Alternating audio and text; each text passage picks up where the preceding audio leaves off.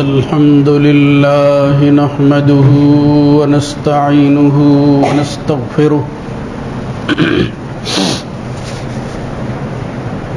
ونعوذ بالله من شرور أنفسنا ومن سيئات أعمالنا من يهده الله فلا مضل له ومن يضلل فلا هادي له وأشهد أن لا إله إلا الله وحده لا شريك له وأشهد أن محمدًا عبده ورسوله اللهم صل على محمد وعلى آل محمد كما صليت على إبراهيم وعلى آل إبراهيم في العالمين إنك حميد مجيد اللهم بارك على محمد وعلى آل محمد كما باركت على إبراهيم وعلى آل إبراهيم في العالمين إنك حميد مجيد أما بعد فإن خير الحديث كتاب الله وخير الهدى هدى محمد صلى الله عليه وآله وسلم وشر الأمور محدثاتها وكل محدثة بدعة وكل بدعة ضلالة وكل ضلالة في النار رب أعوذ بك من همزات الشياطين من همزه ونفخه ونفسه يا أيها الذين آمنوا اتقوا الله حق تقاته ولا تموتن إلا وأنتم مسلمون يا أيها الناس اتقوا ربكم الذي خلقكم من نفس واحدة وخلق منها زوجها وبث منهما رجالا كثيرا ونساء واتقوا الله الذي تساءلون به والأرحام إن الله كان عليكم رقيبا يا أيها الذين آمنوا اتقوا الله وقولوا قولا سديدا يصلح لكم أعمالكم ويغفر لكم ذنوبكم ومن يطع الله ورسوله فقد فاز فوزا عظيما رب اشرح لي صدري ويسر لي أمري واحلل عقدة من لساني يفقهوا قولي ولا تكونوا كالذين تفرقوا واختلفوا من بعد ما جاءهم البينات وأولئك لهم عذاب عظيم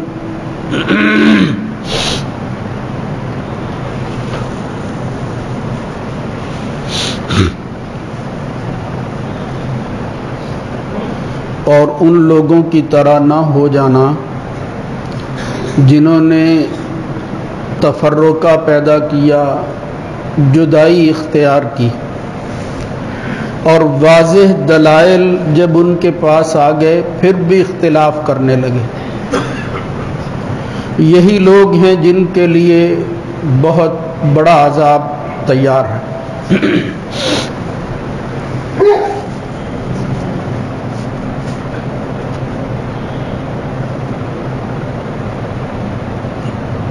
اللہ رب العزت کی حمد و ثنا کے بعد درود و سلام سید الرسل سید ولد آدم خاتم النبیین جناب محمد الرسول اللہ صلی اللہ علیہ وآلہ وسلم کی ذات گرامی پر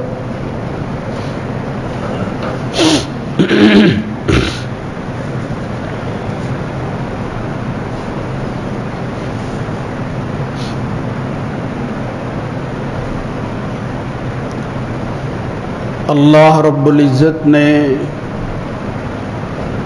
اس آخری امت کو جو نعمتیں عطا کی ہیں،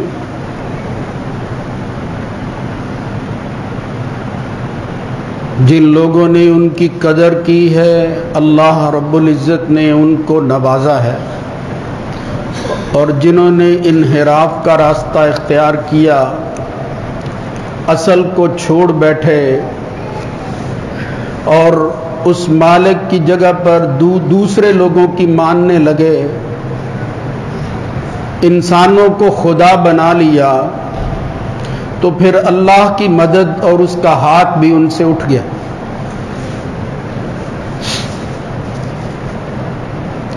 یہ تو احسان ہے اس رب العزت کا کہ آخری امت اور آخری نبی کی امت ہونے کی وجہ سے من حیث الامت اس کی تباہی کا فیصلہ نہیں ہوا، ورنہ اس کی کرتوتیں، اس کے حالات جو ہیں وہ کسی بھی مغضوب قوم کے مقابلہ میں کم نہیں ہے۔ اللہ تعالیٰ نے جن قوموں پر اپنی ناراضی کا اظہار کیا اور جو ضال اور مذل بن گئے اور ان کو عبرت کا نشان بنایا ہے، جن اسباب کی وجہ سے ان کو یہ دن دیکھنے پڑے اور پھر وہ اللہ کی رحمت سے دور ہو گئے، ہم بھی کسی طرح ان سے کم نہیں ہیں، بلکہ اگر یوں کہیں کہ محمد الرسول اللہ صلی اللہ علیہ وآلہ وسلم کی پیشن گوئی پوری ہو رہی ہے کہ جس چیز سے اللہ کے رسول نے بار بار ڈرایا تھا، تحذیر کی تھی، متنبہ کیا تھا کہ بھئی یہ کام نہ کرنا، اس سے بچ کر رہنا، ہم نے وہی کام کیا۔ ایک حدیث میں جو بڑی مشہور حدیث ہے، رسول اللہ صلی اللہ علیہ وسلم نے فرمایا لَتَتَّبِعُنَّ سُنَنَ مَنْ كَانَ قَبْلَكُمْ شِبْرًا بِشِبْرٍ ذِرَاعًا بِذِرَاعٍ حَتَّى لَوْ دَخَلُوا جَهْرَ ضَبٍّ لَتَّبِعْتُمُوهُ قَالُوا يَا رَسُولَ اللَّهِ هُمُ الْيَهُودُ وَالنَّصَارَى قَالَ فَمَنْ، کہ تم سے پہلے یہی بدبخت قومیں جو اللہ کے غضب کا نشانہ بنی ہیں اور جن وجہ سے بنی ہیں، تمہارے اندر بھی ایسے لوگ ہوں گے جو انہی کے راستے پر چلیں گے،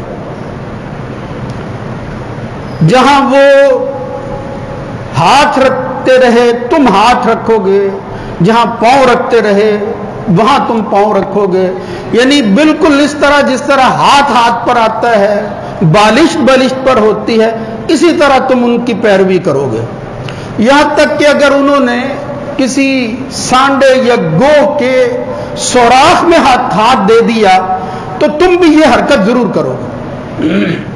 اور بلکہ ایک حسن درجہ کی روایت میں تو یہاں تک آتا ہے کہ ان میں سے کچھ لوگ ایسے تھے زنا امہ علانیتاً، کہ انہوں نے اپنی ماں کے ساتھ علانیہ بدکاری کی، اور میری امت کے اندر بھی خدا نہ کرے ایک وقت آ جائے گا کہ کچھ لوگ یہ بھی کر گزریں گے۔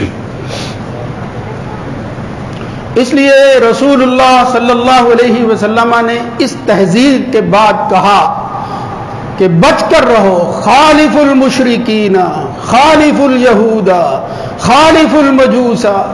یہ جو پہلے قومیں گزری ہیں، نام لے لے کر کہا مشرکوں کی طرح نہ ہو جانا، ان کی مخالفت کرنا، یہودیوں کی طرح نہ ہو جانا، مجوسیوں کے طریقے کے مطابق نہ چلنا۔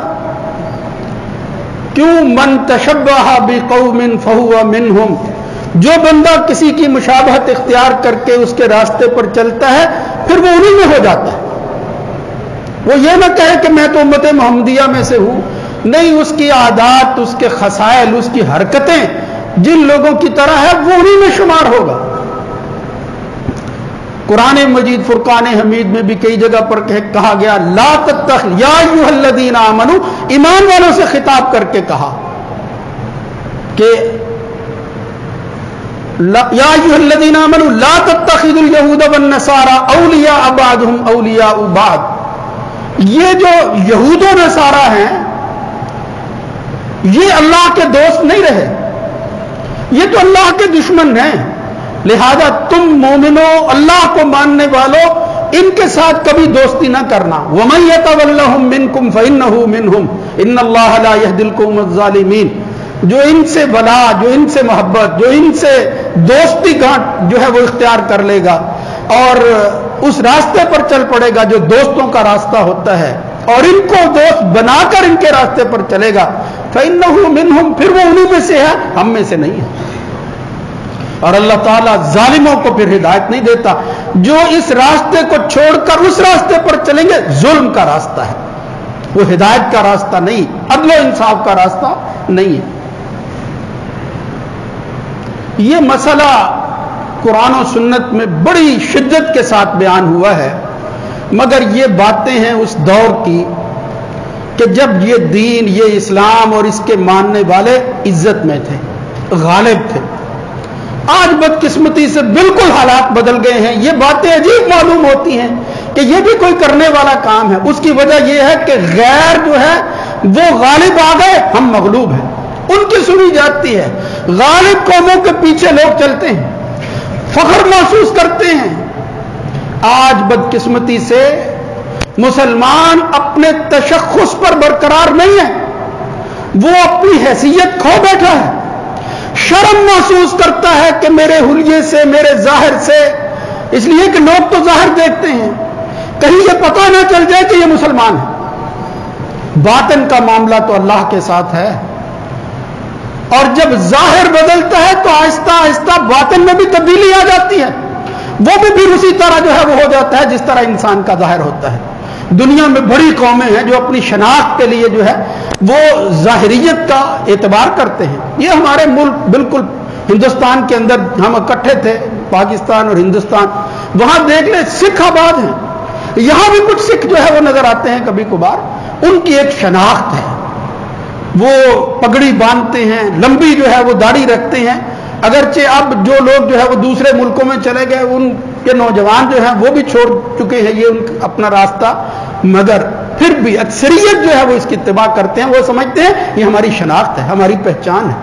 मुस्लिम तशख्खुस खत्म हो गया, मुसलमान जो है वो तकलीद करने लगा, उसने ममासलत इख्तियार कर ली, वही तशब्बुह जिससे मना किया गया था उसको अपना लिया, जिससे मोहम्मदुर रसूलुल्लाह सल्लल्लाहु अलैहि वसल्लम ने बाज रहने की तलकीन की थी। बच कर रहना, यह रास्ता हिदायत का नहीं है, यह तुम्हारे लिए दुनिया और आखिरत में नुकसान और खुसरान का सबब बन सकता है। और फिर जब आदमी किसी की तकलीद और पैरवी करता है, किसी के पीछे चलता है, इसका मतलब क्या होता है कि उसका अपना रास्ता इस लायक नहीं है, वो अल्लाह रसूल की सुन्नतों को हकीर समझना शुरू कर देता है, और इस हकारत के बाद उनको इज्जत देना शुरू कर देता है जिनकी वो पैरवी कर रहा होता है। ये कोई एक बात नहीं है, अकायद से लेकर इबादात और इबादात से लेकर अखलाक व आदात तक हमने गैरों का जो है वो तरीका अपनाया हुआ है, और यहां तक पहुंच गए कि वो चीजें जो सिर्फ जो है वो मकरूह नहीं थी, वो फिस्को फजूर में नहीं आती थी, बल्कि वो मामलात तो कुफर तक ले जाते हैं। शिर्क जो है वो इंसान कर बैठता है अगर उन चीजों को अपनाए। इंसानों ने, मुसलमानों ने उनको भी इख्तियार कर लिया। तो मुशाबहत के अंदर जो मैं बात असल में बताना चाहता हूं कि मगलूब कौमें जब गालिब कौमों के पास जाती हैं, आज भी हम पैसे की तलाश के अंदर रोजी कमाने के लिए दर दर फिरते हैं। ये रिस्क जो है इसकी तलाश में इंसान वो बिल्कुल भावना हो चुका है, बस वो किसी ना किसी तरह माल इकट्ठा हो जाए ज्यादा से ज्यादा, बगैर इसके कि उसकी वजह से उसका दीन जाए, उसका ईमान जाए, उसकी इज्जत जाए, कोई परवाह नहीं। ये हालात ऐसे पैदा हो चुके हैं। ये इसमें मैं कोई किसी की तखसीस नहीं कर रहा कि कोई पैसे वाला जो है वो शायद इस तरह करता है, अल्लाह की नेमत है ये اس سے بڑی نعمت بھی کوئی نہیں ہے. اور جو بڑی نعمت ہوتی ہے اللہ آزمائش میں اسی میں کرتا ہے. دیکھتا ہے اللہ تعالیٰ کہ یہ بندے کیا کرتے ہیں. لیکن یہ ایک اجازت ہے کہ رزق کی تلاش میں تم نکلو، خواہ غیروں کے جو ہے وہ وطن تک، غیروں کے در تک جو ہے وہ پہنچنا پڑے. اور یہ بات بھی مسئلے کی حد تک درست ہے کہ کسی غیر کافر مشرک ایسے بندے کے ساتھ کاروبار کرنے میں کوئی حرج نہیں ہے. یہ تو سیاسی نعرے ہیں بعض دفعہ، فلاں فرقے کے ساتھ کام نہیں کرنا، فلاں کی چیز استعمال نہیں کرنی. یہ وقتی چیزیں ہیں جو قومیں جو ہیں وہ اپنے ملکی اعتبار سے، علاقائی حوالہ سے، کسی خاص زاویہ سے جو ہے اس کو اچھالتی رہتی ہیں. شرعاً اس کی کوئی پابندی نہیں ہے. لیکن اس کے اندر اصل چیز جو ہے وہ وقار تھا، وہ عزت تھی. وہ مسلمان کو بتانا تھا کہ میں مسلمان ہوں، میں دھوکہ نہیں کرتا، میں کاروبار بھی کرتا ہوں تو اپنی خواہشات کے مطابق نہیں، صرف پیسے کی بڑھوتری اور اضافے کے لیے یہ کام نہیں کر رہا، بلکہ میرے رزق کے اندر بھی اللہ کی رضا شامل ہوتی ہے. وہ مالک خوش ہو جائے، میں یہ کام بھی اس لیے کرتا ہوں. پھر اللہ تعالیٰ اس کا ہو جاتا ہے جو آدمی یہ ذہن بناتا ہے. پھر اللہ اس کے لیے ایسے انتظامات کرتا ہے غیب سے اس کو سوچ بھی نہیں ہوتا. کبھی اللہ والے بن کر تو ہم دیکھیں. ہم یہی کہتے ہیں کہ اگر میں ان ملکوں میں رہتا ہوں، اگر میں نے جو ہے وہ داڑھی رکھ لی، اگر میں نے جو ہے وہ سر پر کوئی کپڑا رکھ لیا، لوگ مجھے کیا کہیں گے؟ لوگ تانے دیں گے. آج محفلوں کے اندر اگر کوئی بندہ جو ہے وہ اختلاط سے جو ہے وہ بچنے کی کوشش کرے، مرد اور عورتیں اکٹھی ہیں، وہ کہتا ہے کہ میں ایسے فنکشن میں نہیں جاؤں گا. اگر خواتین میں سے کسی نے پردہ کر رکھا ہو اور کسی فنکشن میں ہو، اس کو جو ہے وہ نکو بنا دیا جاتا ہے، بڑی بری نظروں سے دیکھا جاتا ہے. یہ کون ہے؟ اس نے ہمارے فنکشن کے اندر جو ہے وہ ایسی صورت پیدا کر دی ہے کہ جس کی وجہ سے ہمارے فنکشن کو نظر لگتی ہے. ہمارا جو پروگرام ہے اس کے اندر، ہماری جو محفل ہے، ہماری جو خوشی ہے، اس کے اندر یہ رکاوٹ بن رہی ہے. میرے بھائیوں، یہ صرف میری بات نہیں، آپ اس کا مشاہدہ کرتے رہتے ہیں. تو جب تشخص ختم ہو جاتا ہے، جب بندہ دوسروں کے جو ہے وہ طریقے پر چلتا ہے اور تکلیف کی حد تک طریقے پر چلتا ہے، تو پھر اللہ رب العزت جو ہے وہ اپنا فیصلہ صادر کر دیتا ہے کہ میں نے یہ تمہیں آگاہ کر دیا تھا کہ جو ان سے محبت کرے گا، بار بار منع کرنے کے باوجود پھر وہ انہی سے میں ہو جائے گا. حالانکہ عقل کا تقاضا یہ تھا، قرآن مجید میں کئی جگہ پر اللہ نے بیان کیا، یہ لوگ اس لائق نہیں تھے کہ تم ان کے ساتھ محبت کرتے. تو جب آدمی کسی کا طریقہ اختیار کرتا ہے، محبت تو ہو جاتی.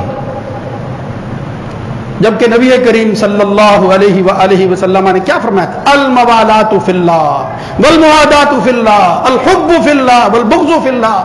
یہ محبت، یہ دشمنی اللہ کے لیے ہونی چاہیے تھی. من احب للہ وابغض للہ واطاع للہ، للہیت پیش نظر ہو محبت میں اور نفرت کے اندر. منع للہ، روکتا ہے، اللہ نے کہا ہے رک جاؤ، نہیں دیتا. وہ ہاتھ کو جو ہے وہ کھینچ لیتا ہے. واطاع للہ، دیتا ہے تو اللہ کے لیے دیتا ہے. فقد استکمل الایمان، پھر یہ مومن کامل ہوتا ہے جو اپنے لین دین کے اندر، اپنی نشست و برخاست کے اندر، اپنی محبت اور نفرت کے اندر کسوٹی کس کو مقرر کرتا ہے؟ اللہ کی ذات کو کرتا ہے. میرے بھائیو، لوٹ آؤ اس بات کی طرف. قرآن مجید میں اللہ نے بار بار کہا ہے کہ لوٹ آؤ، ورنہ کیا ہے؟ فَإِنَّ مَصِيرَكُمْ إِلَى النَّارِ، ورنہ پھر ٹھکانا دنیا کے دن تو گزر ہی جائیں گے، پھر ہمیشہ ہمیشہ دہتی آگ کا حصہ بننے والے. بچ جاؤ اس سے. لا تتخذوا عدوی وعدوکم اولیاء، یہ میرے دشمن یہ کبھی تمہارے دوست نہیں ہو سکتے. عدوی وعدوکم اولیاء تلقون الیہم بالمودہ، اور تمہیں یہ کبھی احساس نہیں ہوتا، تمہاری ایمانی غیرت کبھی نہیں جاگتی. تلقون الیہم بالمودہ، ان کی طرف جو ہے وہ محبت کے لیے ہاتھ بڑھاتے ہو. وہ کون لوگ ہیں؟ وہ لوگ ہیں وقد کفروا بما، انہوں نے اس بات کا انکار کیا. لا تتخذوا عدوی وعدوکم اولیاء تلقون الیہم بالمودہ، انہوں نے وہ کفر کیا ہے. یخرجون الرسول وایاکم ان تؤمنوا باللہ ربکم، انہوں نے تمہارے رسول کو اور اس کے ماننے والوں کو اپنے علاقے سے نکال دیا تھا، اور ان کا قصور صرف یہ تھا ان تؤمنوا باللہ ربکم، کہ تم یہ جرأت کرتے ہو کہ تمہارا رب اللہ ہے، اور پھر ان کے لیے تم جو ہے وہ محبت کے ہاتھ بڑھاتے ہیں.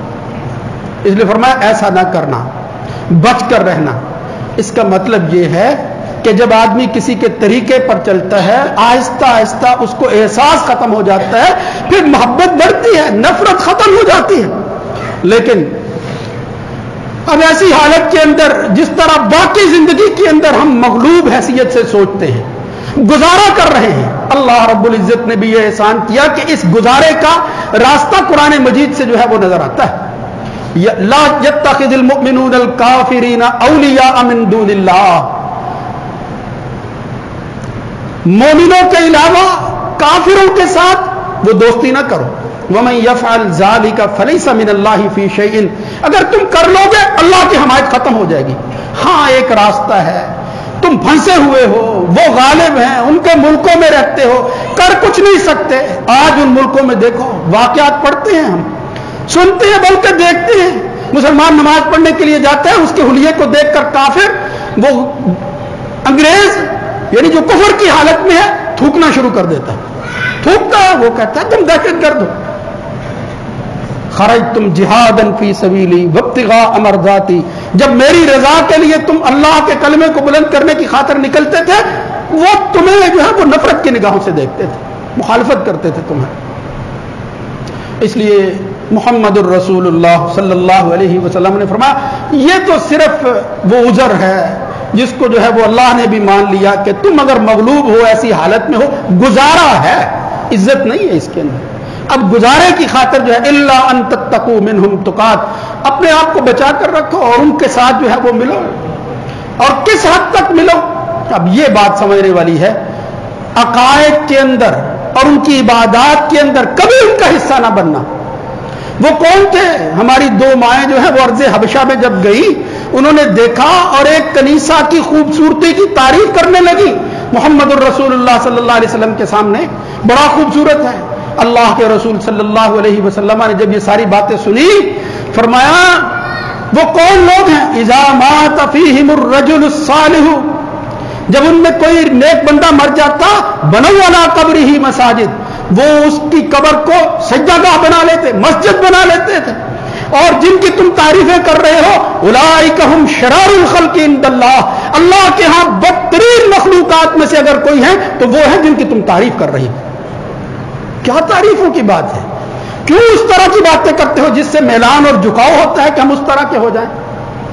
اس لیے عبادات کے اندر، عقائد کے معاملات کے اندر، قالت الیہود عزیر ابن اللہ وقالت النصارى المسیح ابن اللہ، اللہ کو چھوڑ دیا ہے. خواہ بڑی سے بڑی شخصیت پیغمبر ہی کیوں نہ ہو، خدا کی جگہ پر لا کھڑے کرنے والے کبھی جو ہیں وہ اللہ والے نہیں ہو سکتے. شرک کا ارتکاب کیا انہوں نے، عقائد کے اندر ان کے شامل ہو گیا. لقد کفر الذین قالوا ان اللہ ثالث ثلاثہ، یہ عقیدے کی بات ہے. اور دین کیا کہتا ہے کہ تشبہ کے اندر اگر کسی جگہ شک بھی پیدا ہو کہ یہاں جو ہے وہ غیر اللہ کا کوئی نہ کوئی حصہ شامل ہے، اس کام کی بھی اجازت نہیں ہے. آج مسلمان جو ہے وہ بھی یہ راستہ نکالنے کی کوشش کرتے ہیں، مضمون لکھتے ہیں، بڑی ہوئی ہے یہ سوچ ہے. وہ کہتے ہیں کہ اب وہ باتیں پرانی ہو گئی، اب اس کی ضرورت نہیں ہے، اب مل جل کر رہنا ہے. بالخصوص ثقافتی زندگی کے اندر کوئی فرق نہیں ہے. ہاں یہ ٹھیک ہے، انصاف کی بات یہ ہے، عقائد کا معاملہ اور ہے. یہی اصول ہے جس کو ذہن میں رکھنا ہے. عقائد اور عبادات کے اندر کافروں کی مشابہت حرام ہے، شرک ہے، کفر ہے. آج ہمارے بڑے بڑے لیڈر وہ بڑے فخر کے ساتھ ان غالب قوموں کی نمائندگی کرنے والے مذہب کے کچھ لوگ ہوتے ہیں، حالانکہ اپنے ملکوں میں ہوتے ہیں، ان کے مندروں میں جاتے ہیں، ان کے کنیساؤں میں جاتے ہیں، ہاتھ باندھے کھڑے ہوتے ہیں، ہاتھ باندھ کر، اس لیے کہ وہ ہاتھ باندھتے ہیں. کیا کریں؟ لیڈروں کا یہ حال ہے، ہمارے رہنماؤں کا یہ حال ہے. اور پھر ہم تو ان کے پیچھے چلتے ہیں، ان کی عیدوں پر مبارکبادیں دیتے ہیں. اللہ سے بغاوت ہے ان کی عید ہے میرے بھائیوں، اس لیے کہ انہوں نے جس چیز کو عید کہا ہے ان کے نبیوں نے اس کو عید نہیں کہا تھا. جھوٹ ہے جو انہوں نے گھڑے ہوئے ہیں. اس لیے ایسے معاملات کے اندر ان سے علیحدگی اختیار کرنی چاہیے، بچ کر رہنا چاہیے. عقائد کے اندر اگر آدمی اپنا ایمان بیچ دیتا ہے پیسے کی خاطر، پھر اس کا فیصلہ ہے، وہ اللہ کے سامنے جب جائے گا اللہ تعالیٰ اس سے جواب جو ہے وہ لے لے گا. اس لیے عقائد اور عبادات کے اندر کبھی غیروں کی پیروی، کبھی غیروں کی مشابہت نہیں کرنی. پیروی تو بہت دور کی بات ہے. محمد الرسول اللہ صلی اللہ علیہ وسلم کی صحیح بخاری مسلم میں روایتیں آتی ہیں، اللہ کے رسول نے کہا سورج طلوع ہو، سورج جو ہے وہ نصف النہار پر ہو، سورج جو ہے وہ غروب ہو رہا ہو، عبادت نہ کرو، اللہ کی عبادت سے منع کر دی گئی. اکثر عن الصلاۃ حتی ترتفع النہار، یہ سورج نکل رہا ہو تو نکلنے کے وقت تک وہ عبادت ہے، جب وہ نکل رہا ہو عین تو تم عبادت نہ کرو. یطلع بین قرنی شیطان، شیطان کے دو سینگوں کے درمیان وہ طلوع ہو رہا ہے. یسجد لہ الکفار، اس وقت کافر اس کو سجدہ کرتے ہیں، اللہ کی نشانی ہے سجدہ کرتے ہیں اللہ کے مقابلہ کے اندر. فرمایا اس وقت اگرچہ تم نے اللہ کے لیے سجدہ کرنا ہے، لیکن ان مخصوص اوقات کے اندر جب وہ کافر شیطان کی پیروی کرتے ہوئے سورج کی پوجا کرتے ہیں، یہ مجوسی، یہ کافر، یہ مشرک، اس وقت وقتی طور پر تم اللہ کی عبادت بھی نہ کرو. شبہ نہ پیدا ہو جائے کہ کہیں یہ بھی ان کے ساتھ شامل نہیں ہے. اس لیے یہ بنیادی چیزیں ہیں. ان مشابہت کی چیزوں پر جہاں جو اصول متعین ہیں، عقائد کی بات ہے، اور پھر وہ چیزیں ہیں کہ جن کی وجہ سے فسق و فجور لازم آتا ہے. تیسرا مرحلہ جو ہے وہ عادات کا ہے، وہ گزارے کی بات ہے کہ پھر آدمی جاتا ہے مکروہ، اس کو بھی کہا گیا مکروہ کہتے ہیں اہل علم. یعنی اب آپ دیکھیں کہ ساری زندگی آدمی مکروہات میں ہی گزار دیتا ہے، یعنی دین کو وہ چیز پسند نہیں ہے، آپ اس کو پسند کیے ہوئے. یہ گزارے کی بات ہے، آخری صورت ہے. ورنہ محمد الرسول اللہ صلی اللہ علیہ وسلم کے زمانہ میں اللہ کے رسول کا صحابی ہے، وہ صحابی بیان کرتے ہیں کہ جاء رجل الى النبی صلی اللہ علیہ وسلم نظر ان ينهر ابلا ببوانہ. ایک بندہ آیا اور اس نے کہا یا رسول اللہ صلی اللہ علیہ وسلم، میں نے نظر مانی ہے کہ بوانا مقام پر نظر مانی ہے، اللہ کے لیے نظر مانی ہے، لیکن میں جانور ذبح کروں گا بوانا مقام پر. آج بھی دیکھیں ہم جانور ذبح کرنے کے لیے کہاں کہاں جاتے ہیں، کہتے ہیں کیا فرق پڑتا ہے؟ فرق پڑتا ہے میرے بھائیوں، اس تشبہ کی وجہ سے جو عبادت کے اندر جو عقیدے کا حصہ ہو فرق پڑتا ہے. محمد الرسول اللہ صلی اللہ علیہ وسلم سے آ کر پوچھتا ہے میں بوانا میں نظر ماننی ہے، جانور ذبح کروں گا. اللہ کے رسول نے اسے کہا ٹھیک ہے اللہ کے لیے کرنا ہے چلے جاؤ. نہیں، فرمایا هل كان فيها وثن من اوثان الجاہلیت یعبد. اللہ کے بندے کیا بوانا میں کبھی، اب نہیں ہے، اب تو اسلام کا غلبہ ہو گیا ہے، کس کو جرأت ہو سکتی ہے، لیکن کیا کبھی پہلے زمانے میں بوانا مقام پر جاہلیت میں سے کسی بت کی عبادت تو نہیں وہ کرتے تھے؟ کوئی بت تو نہیں وہاں رکھا ہوا تھا. هل كان فيها عید من اعیادهم، کیا کوئی ان کا میلہ تو نہیں لگتا تھا؟ وہ عید تو نہیں مناتے تھے اس جگہ پر؟